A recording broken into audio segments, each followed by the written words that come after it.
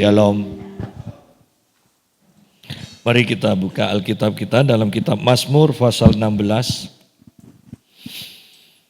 Mazmur pasal 16 mulai ayat yang pertama.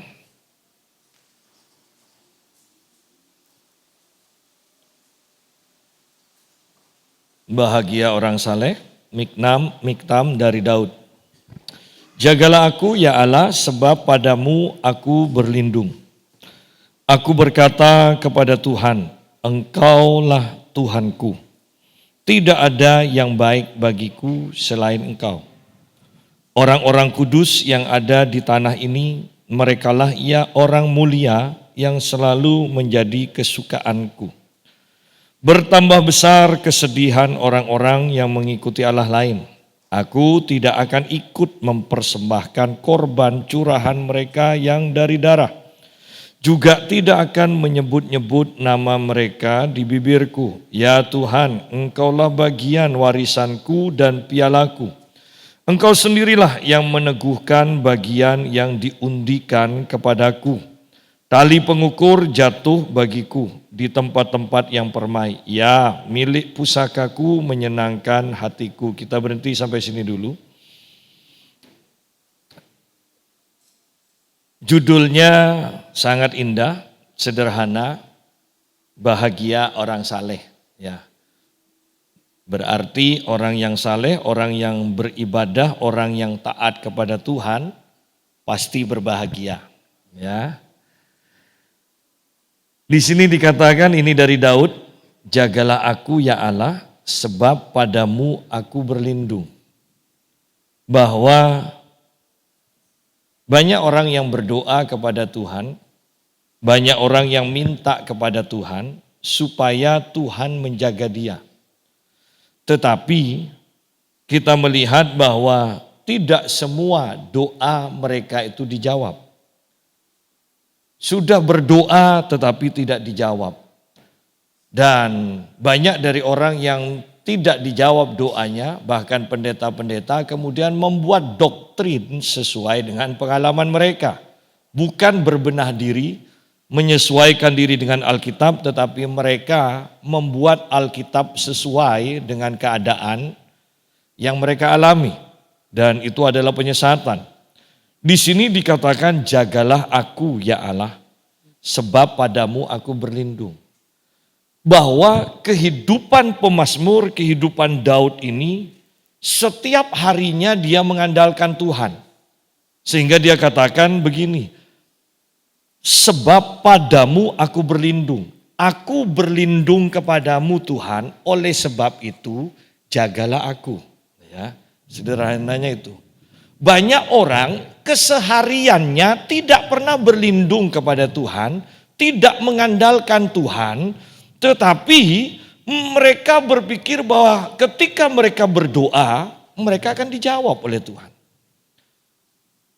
Daud tidak seperti itu. Daud mempunyai pengalaman dan kehidupan sehari-harinya adalah selalu bergantung kepada Tuhan, selalu berlindung kepada Tuhan. Sehingga ketika dia berseru kepada Tuhan untuk dijaga oleh Tuhan, untuk dilindungi oleh Tuhan, maka Tuhan akan menjawab. Seringkali kita minta perlindungan Tuhan, tetapi sungguh-sungguhkah kita ini mengandalkan Tuhan untuk perlindungan kita? Ada yang mengandalkan kekayaannya, ada yang mengandalkan, ya kan, hubungan demi hubungan, ada yang mengandalkan akan titelnya. Jadi keseharian mereka memang sebenarnya tidak pernah mengandalkan dan tidak pernah berlindung kepada Tuhan. Oleh karena itu ketika mereka berseru kepada Tuhan, minta perlindungan kepada Tuhan, itu hanyalah merupakan doa atau seruan. Tetapi kehidupannya yang dialami atau yang dikerjakannya tidak pernah berlindung kepada Tuhan. Ya. Kalau kita sudah terbiasa berlindung kepada Tuhan, mengandalkan Tuhan, maka ketika kita berdoa seperti Raja Daud berdoa, jagalah aku Tuhan, maka Tuhan pasti menjaga. Ya. Ketika kita selalu mengandalkan Tuhan, apapun yang kita doakan pasti Tuhan jawab. Ya. Karena memang itulah yang diajarkan oleh Tuhan. Bahkan Tuhan Yesus mengatakan, sampai sekarang kamu belum minta. Minta, pasti dijawab oleh Tuhan. Ya. Tetapi yang susah adalah kebanyakan dari orang Kristen ini kesehariannya itu loh. Tidak terbiasa mengandalkan Tuhan, tidak terbiasa berlindung pada Tuhan. Sehingga dalam keadaan terpojok, ya saya katakan dalam keadaan terpojok kepepet, kita pun tidak bisa menyerahkan hidup kita kepada Tuhan. Ya. Banyak hal yang kelihatannya kita anggap remeh. Ya. Coba misalnya, banyak orang berpikir bahwa kalau orang yang terbiasa olahraga ya, lari 5 kilo itu akan menyehatkan. Tetapi bagi orang yang tidak terbiasa bisa lari, bisa. Tetapi besoknya sakit semua. Atau bahkan pertengahan lari pingsan, ya kan? Jadi lihat di sini bahwa banyak orang yang menganggap satu aktivitas itu adalah mudah. Kalau perlu baru dilakukan. Oh, tidak bisa seperti itu. Banyak hal yang mendatangkan manfaat yang kita bisa begitu ahli karena kita itu sudah menjadikan itu kebiasaan kehidupan kita sehari-hari. Bahkan ketika kita berdoa pun kalau kita sudah terbiasa berdoa setiap hari, ya, kita mempunyai hubungan dengan Tuhan, kita tahu kok, kita yakin kok bahwa Tuhan pasti jawab. Tetapi orang yang tidak pernah berdoa, coba orang yang tidak pernah berdoa, ketika ada dalam keadaan kepepet mereka berdoa, mereka tahu kok bahwa doanya itu tidak manjur buat dirinya sendiri. Sudah istilahnya seperti itu aja. Mereka tahu bahwa itu tidak manjur doanya. Ya. Oleh karena itu membangun kebiasaan yang benar setiap hari itu penting sekali. Ya. Membangun kebiasaan yang benar itu penting sekali. Di sini Daud sendiri sudah terbiasa mengandalkan Tuhan. Kenapa? Sejak dari bayi, sejak dari kecil dia sudah ditolak oleh keluarganya, oleh orang tuanya. Sehingga di dalam Mazmur 27 dia mengatakan, sekalipun orang tuaku menolak aku, tetapi Tuhan tidak menolak aku. Jadi sejak kecil Daud itu sudah terbiasa mengandalkan Tuhan, berlindung kepada Tuhan. Sehingga ketika dia berseru, jagalah aku ya Allah, dia yakin bahwa Tuhan akan menjaga dia. Bahkan kita tahu dalam pengalaman Raja Daud yang luar biasa. Dalam keadaan dikepung oleh Absalom saja, bersama tentaranya dia bisa tidur nyenyak. Bukankah ini luar biasa?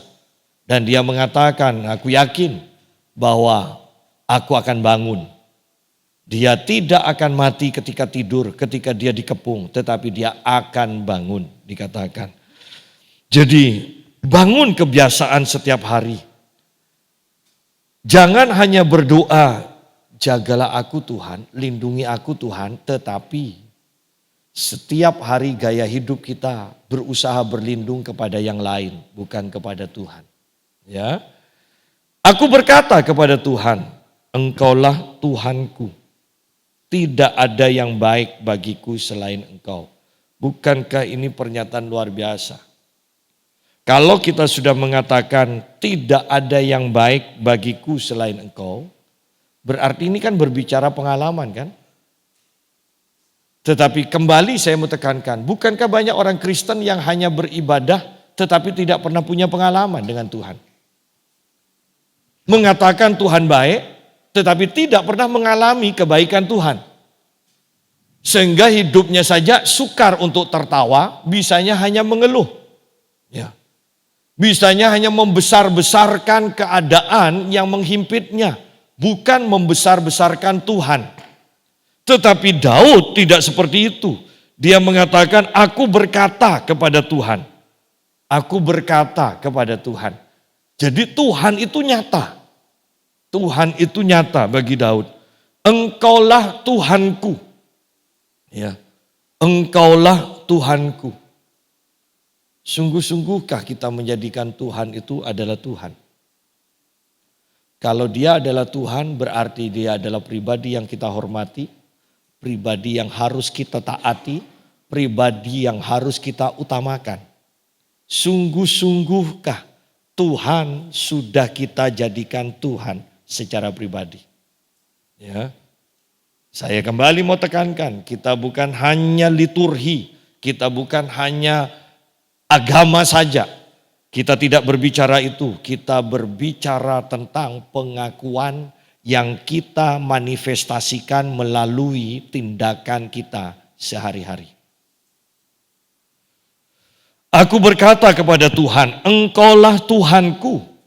Bahkan pengalamannya kemudian membuktikan sehingga Daud mengatakan, tidak ada yang baik bagiku selain Engkau. Pengalamannya. Orang tuanya menolak dia, saudara-saudaranya menolak dia, bahkan merendahkan dia. Ya. Bayangkan punya saudara semuanya tentara, panglima, ahli perang, sedangkan dia hanya menjadi gembala. Ya. Memangnya Daud tidak ingin jadi tentara, tetapi keluarganya memaksa dia untuk menggembalakan. Gembala bukan juga dilatih untuk menjadi pedagang atau pengusaha yang sukses. Kenapa? Modalnya sedikit. Hanya 1-2 kambing dikatakan. Ya. Itu kan hanya supaya Daud tidak ada di rumah aja. Itu loh maksudnya orang tua dan keluarganya. Supaya tidak di rumah. Ya. Oleh karena itu dalam pengalamannya Daud bisa mengatakan dengan pasti, tidak ada yang baik bagiku selain Engkau Tuhan. Anda harus punya pengalaman, baik dalam kesembuhan, baik dalam keuangan, baik dalam perlindungan, dalam hal apapun. Anda harus punya pengalaman dengan kebaikan Tuhan. Sehingga kita bisa berkata bersama Daud, tidak ada yang baik bagiku selain Engkau Tuhan. Itu sangat luar biasa. Ya. Ayo tinggalkan keagamaan yang tidak membawa kita masuk dalam pengalaman dengan Tuhan.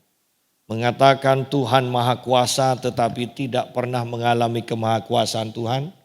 Mengatakan Tuhan penyembuh tetapi tidak pernah mengalami kesembuhan dari Tuhan.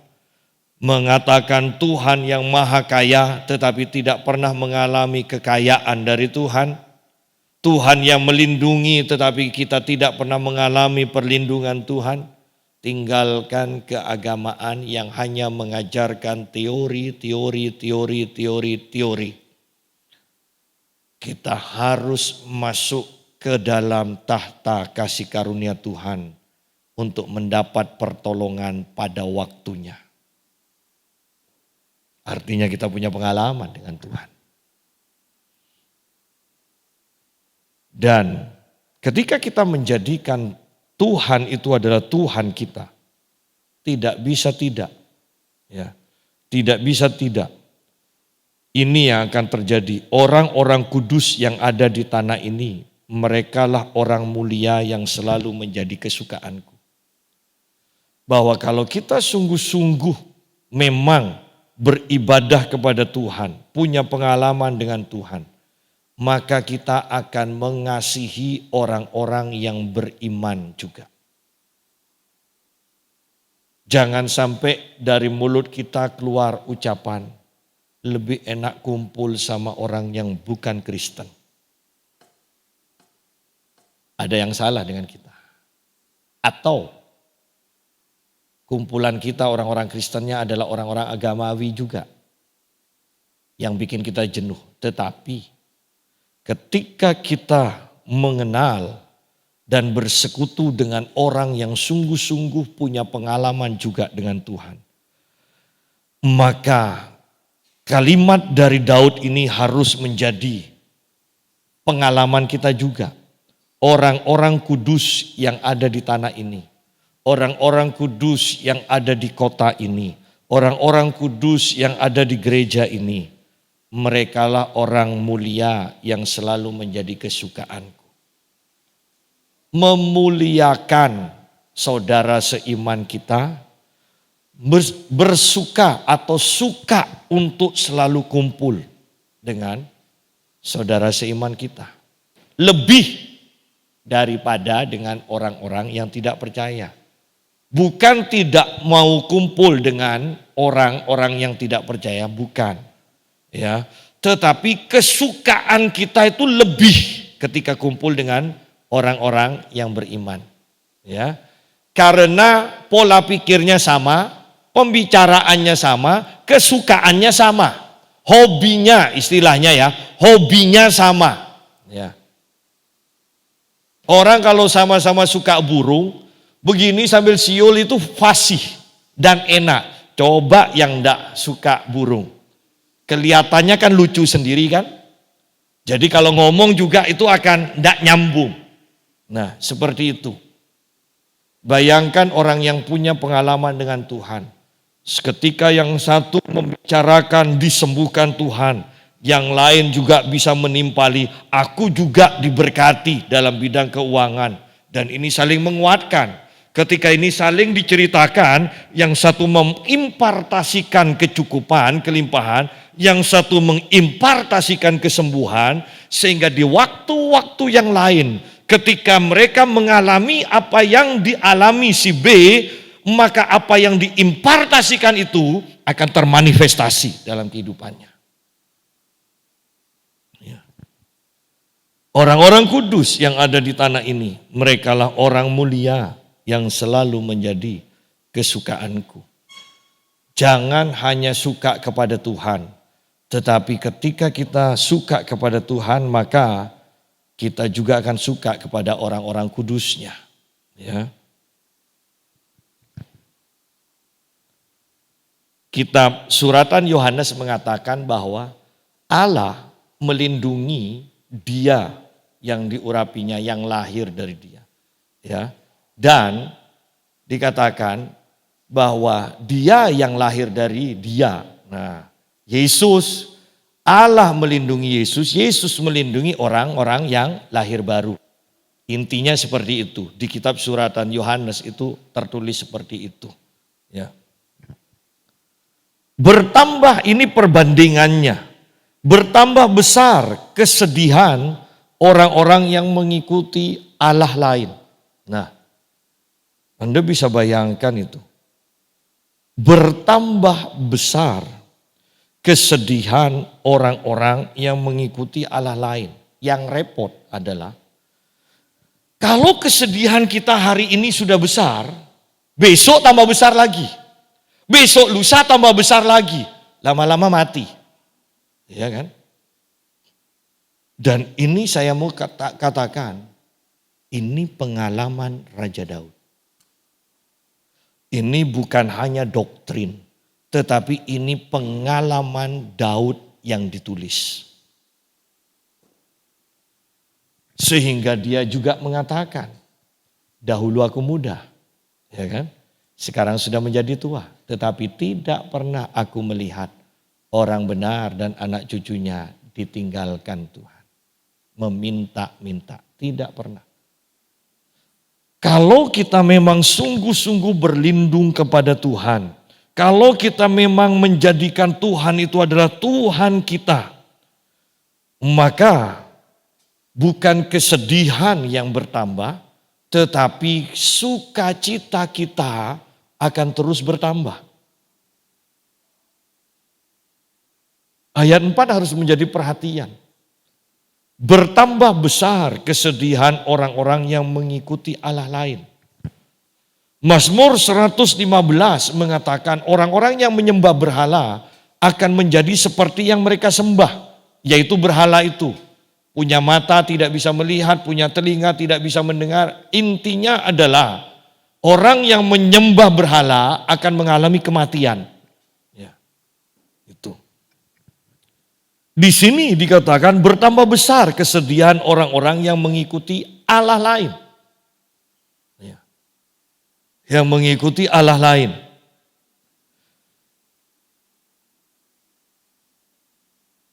Semakin sedih. Saya punya teman, bukan orang Kristen, cerai sama suaminya. Dan dia katakan sedih. Saya katakan begini, kenapa kau sedih? Kan kamu harus melakukan kewajiban agamamu. Bukankah itu diperbolehkan? Untuk nikah lagi. Enggak, tapi saya tidak mau biarkan orang lain. Ya, dipoligami, tapi jangan saya. Loh, tidak bisa. Kalau seperti itu kamu harus keluar dong dari agamamu. Kalau memang kamu agamamu itu kamu pandang baik, kamu harus jalani. Dan lucu, dia bilang orang lain tidak apa-apa, tapi jangan saya. Kan repot kan sudah kalau seperti itu. Ya. Sehingga lucu, ada istilah yang mengatakan begini. Kalau memang tidak bisa kurus kamu, gampang, suamimu suruh kawin lagi, pasti kurus. Loh. Kan ini adalah menjalankan agama kan, seharusnya menyenangkan, bukan bikin kurus kan. Anda lihat, saya mau tekankan begini. Roh, sepandai apapun, kalau sudah berbicara tentang roh, otak kita buntu loh. Ya. Jangan remehkan pengajaran sesat juga di dalam gereja. Kalau sudah berbicara roh yang diimpartasikan melalui pengajaran, otak kita yang pandai pun buntu. Kalau tidak seperti itu, bagaimana mungkin ada dokter yang jadi teroris segala macam.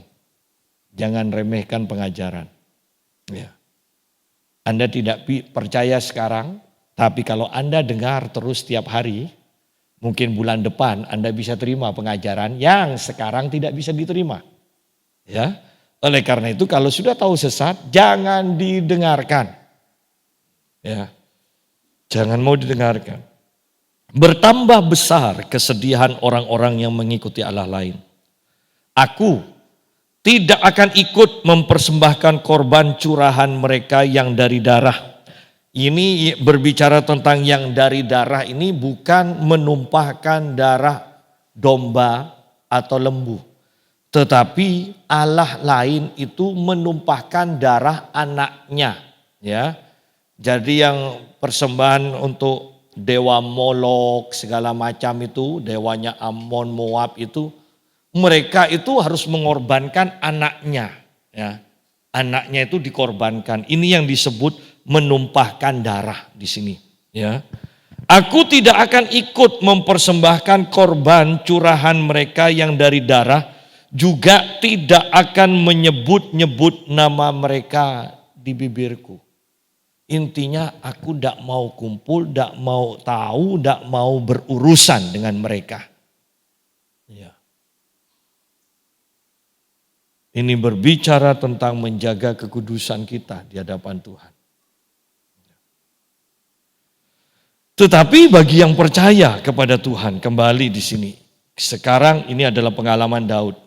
Ya Tuhan, Engkaulah bagian warisanku dan pialaku. Engkau sendirilah yang meneguhkan bagian yang diundikan kepadaku. Ini kan luar biasa. Dia atau Daud menjadikan Tuhan adalah bagian warisannya. Warisan itu berbicara tentang bagian yang terbesar. Ya kan? Daripada gaji kan enak warisan kan? Istilahnya seperti itu. Ya, secara umum loh ya, bukan hal yang luar biasa. Secara umum warisan pasti lebih besar daripada gaji. Ya. Oleh karena itu pemazmur mengatakan, ya Tuhan Engkaulah bagian warisanku. Ini berbicara tentang kekayaan atau harta yang begitu besar dan pialaku. Ini berbicara tentang penghargaan yang mulia atau berbicara tentang kelimpahan juga piala. Jadi Daud mengatakan Tuhanlah harta yang terbesar dalam hidupnya. Bisakah kita mengatakan dengan sejujur-jujurnya bahwa Tuhan adalah harta kita yang terbesar? Ya. Ini tidak mudah. Sampai-sampai Tuhan harus menguji Abraham. Karena Abraham menyembah Tuhan, tapi kehidupan sehari-harinya dihabiskan dan lebih banyak dihabiskan main-main sama Ishak. Ya kan? Bayangkan 25 tahun nunggu. Ya. Bayangkan itu. Sehingga Tuhan sampai katakan, persembahkan Ishak kepadaku. Kenapa? Karena Tuhan ingin supaya Abraham menjadikan Tuhan itu adalah hartanya yang terbesar. Melampaui akan Ishak anaknya.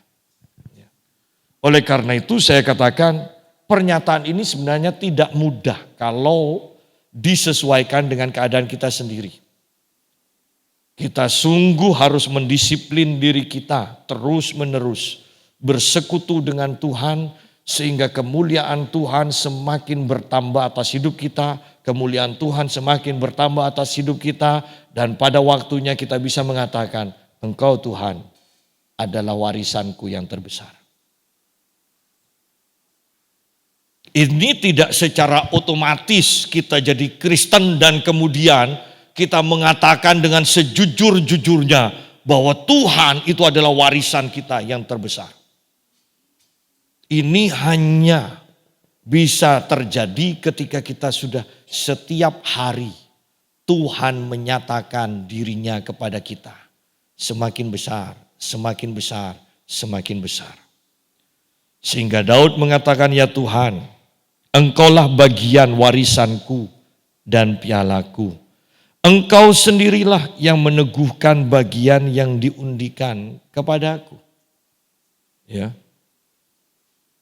Bahwa Tuhan, ketika Tuhan menjadi yang utama dalam hidup kita. Tuhan dan Daud katakan, Tuhan sendirilah yang meneguhkan. Berarti tidak akan berpindah, tidak akan hilang.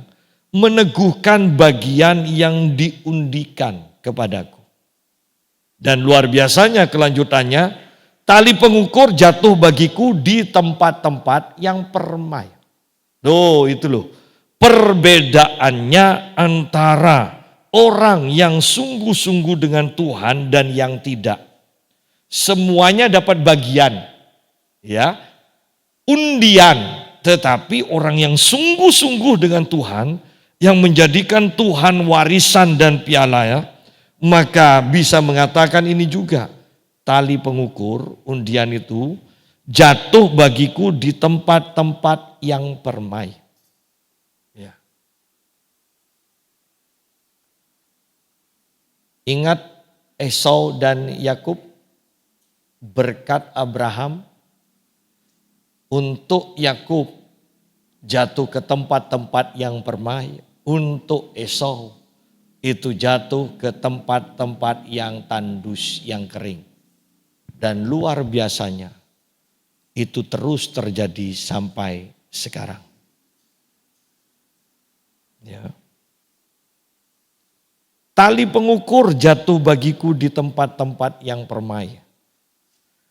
Ya, milik pusakaku menyenangkan hatiku. Bukankah luar biasa? Jangan sampai ketika kita mendapatkan berkat kita masih ngomel. Daud di sini mendapatkan berkat, Daud mendapatkan warisan, Daud mendapatkan tempat, ya, tanah, dan di sini dikatakan milik pusakaku menyenangkan hatiku. Ingat zaman dulu, tanah itu jauh lebih penting daripada emas perak.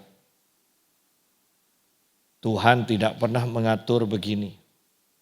Siapa yang merebut hartamu, emasmu, Tuhan akan kutuk, tidak ada. Tetapi yang menggeser garis tanah saja, yang menggeser, Tuhan kutuk. Oleh karena itu saya kembali tekankan, jangan macam-macam dengan warisan, jangan rebutan soal warisan. Kalau tidak dikasih, sudahlah diem. Nanti Tuhan yang akan ngutuk orang yang merebut warisan yang seharusnya menjadi milik kita. Itu sudah hukum. Kalau Anda perhatikan bahwa tanah ini begitu pentingnya, Tuhan perhatikan.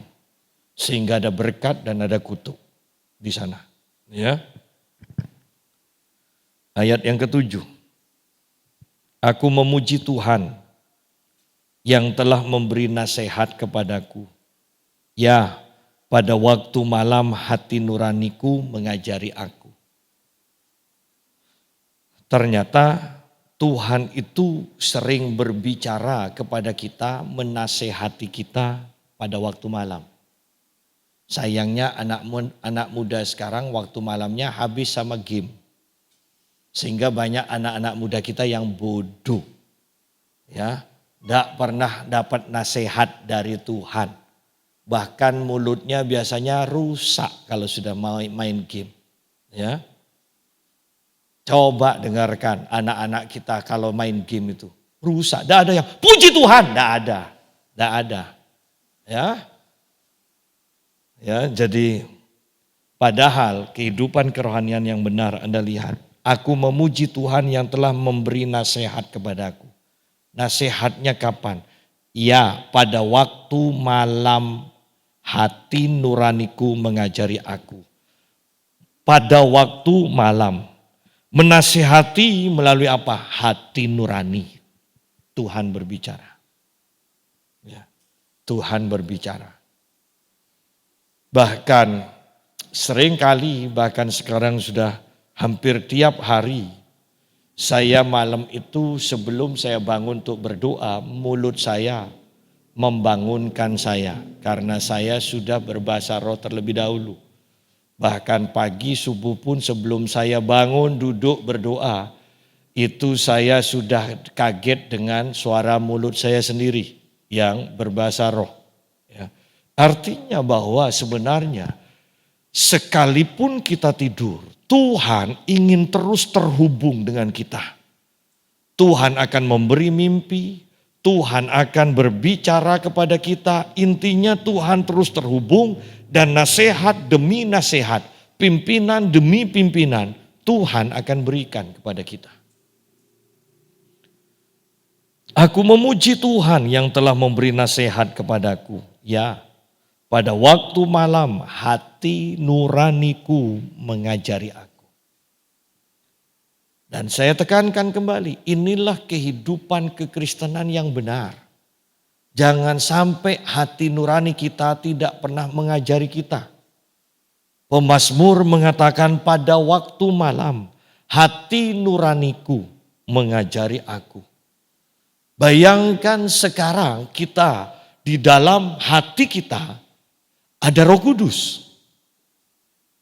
Dan Roh Kudus bukanlah pribadi yang pasif. Roh Kudus akan selalu mengajar kita, menasihati kita, memimpin kita. Itulah Roh Kudus. Sehingga akan menjadi aneh kalau kita menjadi orang percaya, mengaku orang percaya, tetapi tidak pernah mendengar suara nasihat pimpinan dari Roh Kudus di dalam kita. Sedangkan Daud sendiri yang hanya mengandalkan hukum Taurat, yang hanya mengandalkan firman Tuhan yang tertulis, dia bisa mengatakan pada waktu malam hati nuraninya, tidak ada Tuhan loh di dalam hatinya, hati nuraninya itu mengajari dia. Bayangkan kita yang ada Tuhan, ada Roh Kudus di dalam hati kita. Dan ternyata setiap malam tidak ada pengajaran di dalam hati nurani kita. Jadi ini harus kita waspadai. Mari ayat yang ke-8. Aku senantiasa memandang kepada Tuhan. Karena ia berdiri di sebelah kananku, aku tidak goyah. Aku senantiasa memandang kepada Tuhan. Seperti yang tadi awal-awal kita katakan bahwa keseharian dari Raja Daud adalah berlindung, mengandalkan Tuhan. Nah, di sini juga dikatakan, aku senantiasa, berarti kan selalu, memandang Tuhan. Matanya itu fokus kepada Tuhan. Ya. Kalau saya istilahkan sekarang, manusia roh kita itu selalu berjaga-jaga. Itu loh. Ya. Manusia roh kita itu selalu berjaga-jaga. Kapan Tuhan bergerak, kita bergerak. Kapan Tuhan berbicara, kita mendengar. Itu. Kapan Tuhan memberi perintah, kita siap untuk melakukannya. Ini yang dimaksud dengan aku senantiasa memandang kepada Tuhan. Karena ia berdiri di sebelah kananku, aku tidak goyah. Sebelah kanan berbicara tentang orang yang paling dekat, orang yang paling dipercaya. Ya kan? Kalau presiden, wakilnya kan selalu di sebelah kanan. Aku senantiasa memandang kepada Tuhan karena Tuhan berdiri di sebelah kananku. Ya, bukan hanya fotonya, tetapi ini berbicara bahwa Tuhan bisa dipercaya, Tuhan siap kapanpun juga untuk menolong kita. Sehingga Daud katakan di sini, aku tidak goyah. Karena Tuhan bisa dipercaya. Karena Tuhan selalu siap untuk menolong. Kita tidak akan goyah. Sebab itu hatiku bersukacita dan jiwaku bersorak-sorak, bahkan tubuhku akan diam dengan tentram. Sebab engkau tidak menyerahkan aku ke dunia orang mati dan tidak membiarkan orang kudusmu melihat kebinasaan.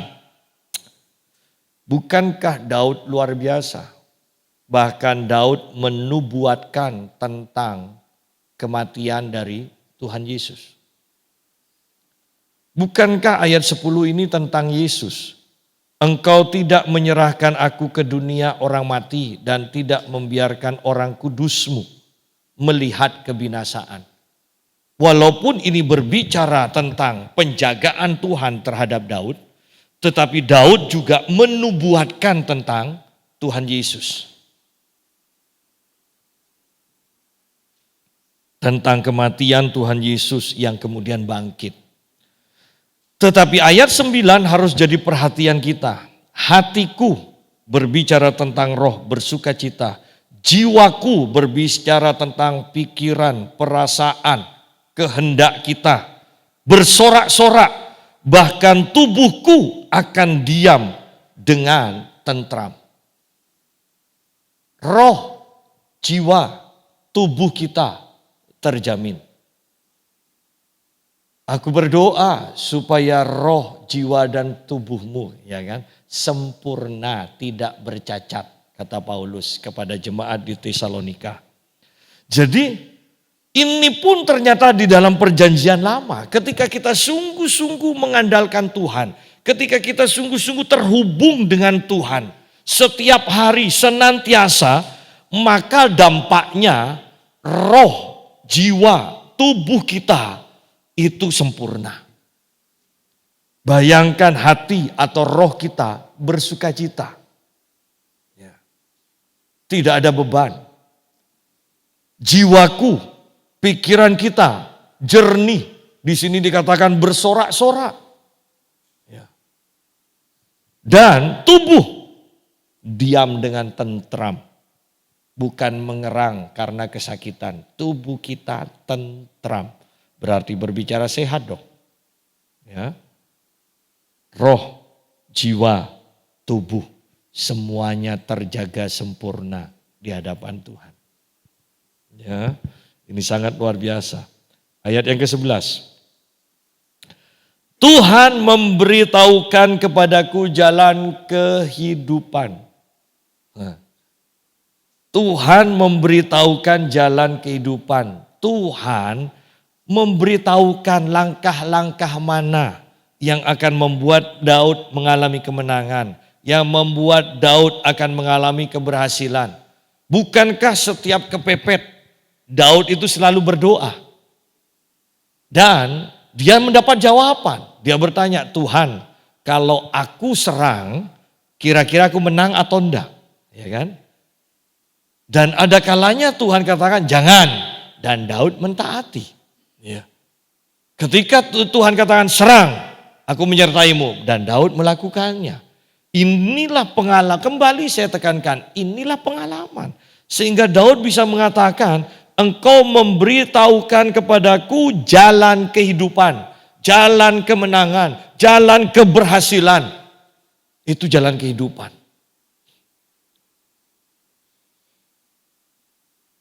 Dan di dalam perjanjian baru pun dikatakan pengurapan itu akan mengajar kita segala hal. Itu pengurapan. Di sini Daud mengatakan Tuhan memberitahukan kepadaku jalan kehidupan. Bersekutulah dan banyaklah dan seringlah bersekutu dengan Tuhan. Maka Tuhan akan berbicara. Tuhan akan menunjukkan apa yang harus kita lakukan di masa depan kita. Dan itu akan membawa keberhasilan. Ya, itu akan membawa keberhasilan. Di hadapanmu ada sukacita yang berlimpah-limpah. Terjemahan lain mengatakan di hadiratmu ada sukacita yang berlimpah-limpah. Ada beberapa buku yang membahas hal ini.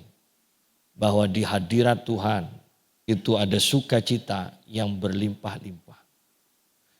Tidak mungkin orang yang menyembah dan masuk ke hadirat Tuhan itu hidupnya terbeban, penuh beban. Tidak mungkin.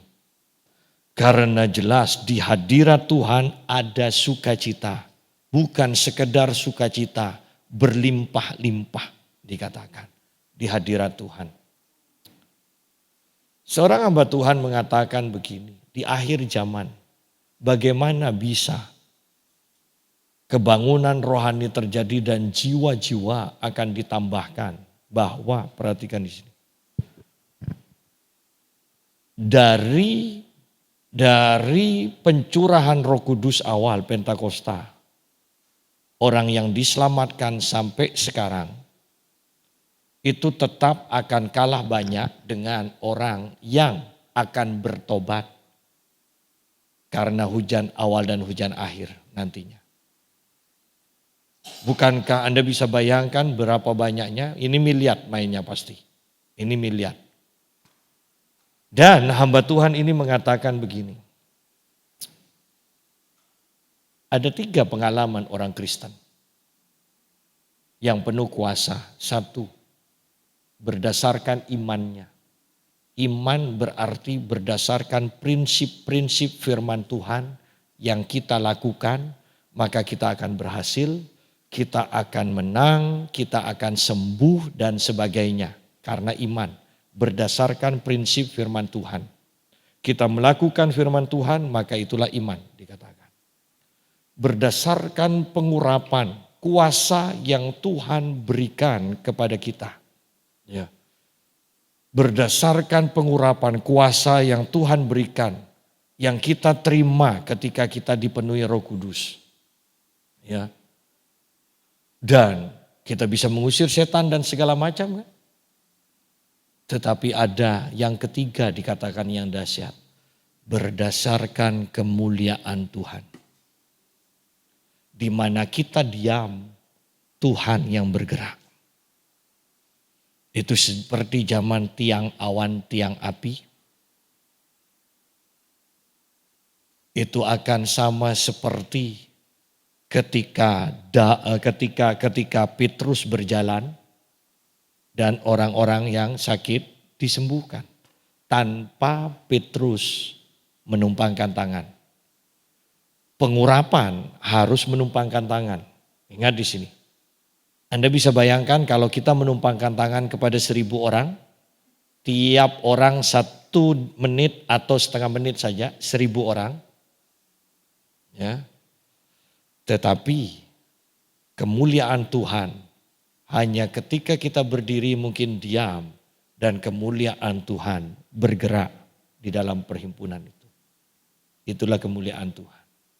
Dan di akhir zaman, kemuliaan Tuhan yang akan bergerak. Sehingga tidak aneh bahkan satu desa semuanya mendapatkan mimpi yang sama dan bertobat. Tidak aneh. Itu sudah mulai terjadi dan nanti akan semakin besar dan semakin sering terjadi. Anda bisa bayangkan ketika Anda bergerak, Anda dipimpin tiang awan, tiang api, kemuliaan Tuhan menyertai Anda, tiba-tiba orang nangis. Tiba-tiba orang bertobat. Hanya dilewati, hanya ketika berbicara dengan kita. Ini yang akan terjadi di akhir zaman. Di hadiratmu ada sukacita berlimpah-limpah. Ya.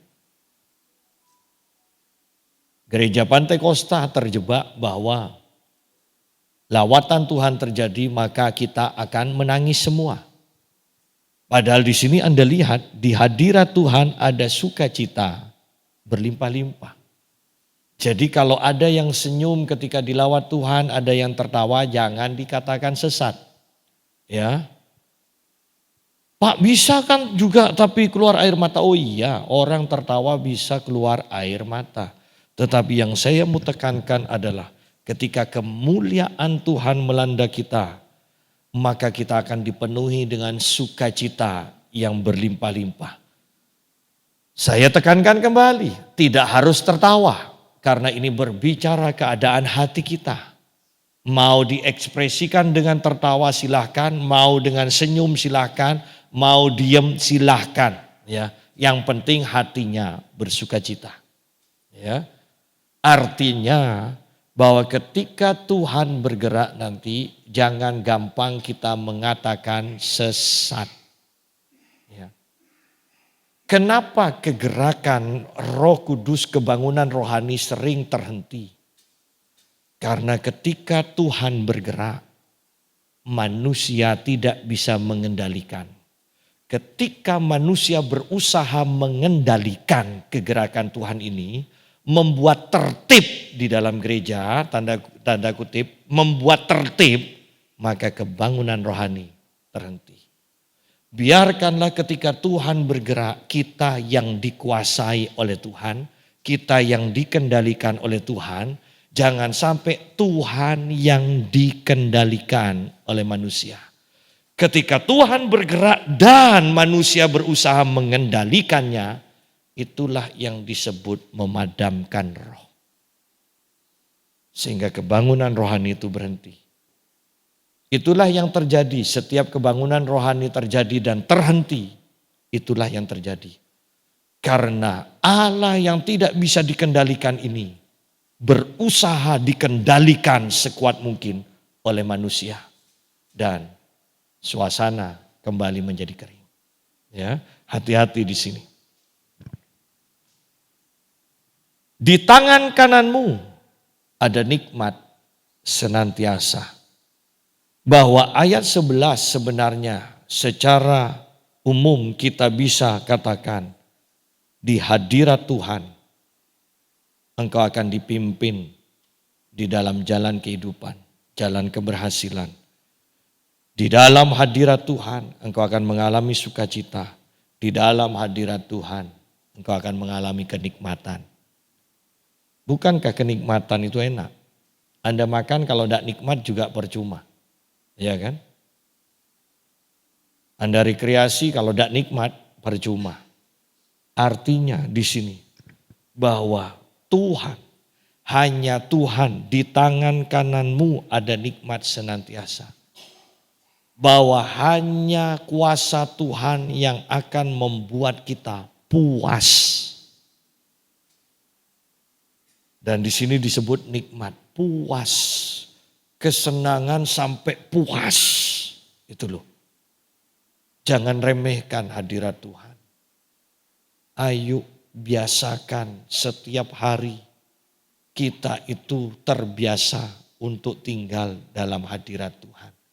Sampai dalam taraf nanti ketika kita berjalan tanpa kita sadar hadirat Tuhan, istilah saya, tidak mau terpisah dengan kita.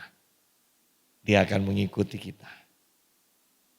Semakin hadirat Tuhan semakin kuat. Orang yang kerasukan tanpa didoakan pun bisa mengalami kelepasan. Ya. Tanpa didoakan bisa mengalami kelepasan. Seperti yang saya ceritakan bahwa saya pernah mengalami di sebuah gereja di Semarang, gereja yang besar. Saya mendoakan yang di bawah, tetapi yang di balkon itu banyak yang manifestasi. Inilah hadirat Tuhan yang dinyatakan begitu kuatnya. Ya. Dan harapkan ini terjadi lagi, terjadi lagi, terjadi lagi, dan terjadi lagi. Baru Yesus akan datang. Ya. Jadi tanda yang harus kita perhatikan bukan antikris, bukan kelaparan, bukan peperangan. Yang kita harus nantikan tanda yang paling utama adalah kebangunan rohani melalui kemuliaan Tuhan yang bergerak. Tuhan memberkati.